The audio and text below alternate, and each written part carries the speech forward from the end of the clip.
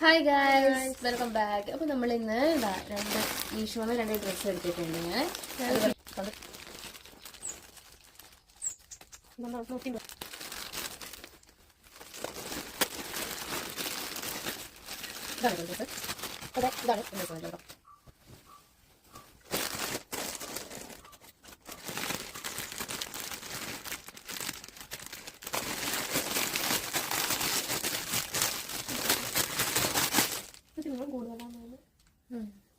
അടുത്ത ഡ്രസ്സ് ഇതാണ് കേട്ടോ. ഇത് രണ്ടുമാണ് ഞാൻ എടുത്തിട്ടുള്ളത്. ഇത് എക്സൽ സൈസ് ആണ്.